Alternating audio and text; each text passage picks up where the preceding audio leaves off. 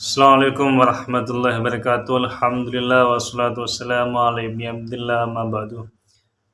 Para sahabat bisikan dari langit dan dirahmati oleh Allah Subhanahu wa taala dimanapun kalian berada, semoga tetap dalam perlindungan Allah Subhanahu wa taala. Amin amin Allahumma amin. Melanjutkan dari pembahasan sebelumnya terhadap persoalan negeri jiran Malaysia, Singapura, dan juga Brunei. Saya lihat, kalau saya amati secara seksama, bagaimana kehebatan-kehebatan negara tersebut sudah saya jelaskan di video YouTube di sebelumnya. Ada memang kelebihannya melebihi dari Indonesia, dan kadang-kala juga ada kelebihan-kelebihan yang dimiliki oleh Indonesia daripada Brunei Darussalam dan Malaysia dan Singapura.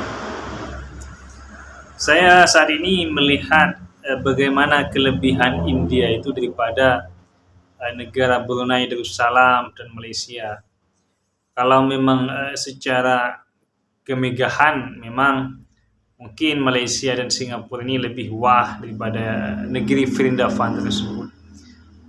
Hanya saja kalau kita melihat betapa kayanya sejarah negeri Vrindavan tersebut, bagaimana Rama Sita di sana ditulis, dewa-dewa, dewa Siwa, dewa Wisnu, Ganesha,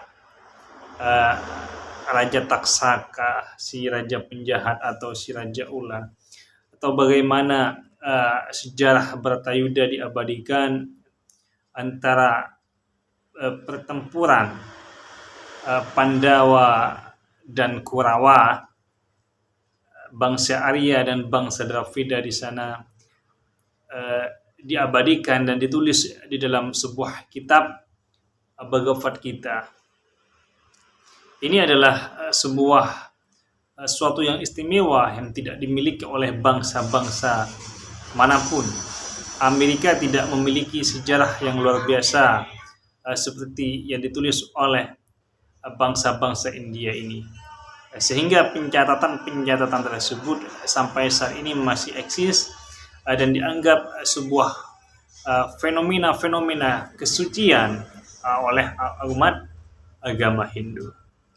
Para sahabat bisikan dari langit dan dirahmati oleh Allah Subhanahu wa taala, banyak sekali nilai jual negara India tersebut yang sangat luar biasa sekali. Tidak hanya di masa lalu, bahkan Taj Mahal yang dibangun oleh Shah Jahan untuk mengenang istrinya Mumtaz Mahal itu kan termasuk keajaiban dunia di India. Raja Jalaluddin Muhammad Akbar itu memiliki keturunan yang bernama Salim, dan Salim itu memiliki keturunan yang bernama Shah Jahan itu. Taj Mahal itu sampai saat ini dikenang oleh seluruh bangsa-bangsa di dunia sebagai keajaiban dunia, beriringan dengan Candi Borobudur di Jawa Tengah, beriringan dengan Ka'bah di Makkatul Mukarramah, beriringan dengan Menara Eiffel di Perancis, beriringan dengan Colosseum Roma di Roma. Sehingga banyak nilai-nilai jual India, negara Vrindavan tersebut, tidak hanya di masa lalu tapi di era-era kerajaan, tidak hanya di masa-masa para dewa-dewa, di masa Arjuna atau di masa Sangkuni, di masa Bhisma, akan tapi di masa Kekaisaran Mongol banyak nilai jual yang saat ini masih eksis untuk selalu dibicarakan. Lalu di zaman modern itu ada seorang yang bernama Mahatma Gandhi, Jawaharlal Nehru, ada juga Muhammad Iqbal yang mampu menginspirasi pikiran-pikiran Muhammad Ali Jinnah melalui puisi-puisinya untuk mendirikan sebuah negara Pakistan. Di kemudian hari di era-era modern ini ada Ahmad Deedat, Zakir Naik juga dari negara Vrindavan. Bahkan kiblatnya Hindu, agama Hindu sampai saat ini kan tetap di negeri Vendavan. Agama yang di Indonesia ini masuk 5 agama yang dilindungi. Malaysia, Singapura, Brunei Darussalam sulit untuk ditemukan melalui warisan-warisan leluhurnya, karena memang negara ini sepertinya selalu menjadi negara taklukan. Seperti Brunei ini menjadi negara taklukan dahulunya. Malaysia ini juga menjadi negara taklukan. Singapura ini kan pecahan-pecahan dari negara kecil, sehingga tidak memiliki latar belakang sejarah yang eksis yang selalu dibicarakan oleh para ahli sejarah di bangku-bangku sekolah maupun di bangku-bangku kuliah.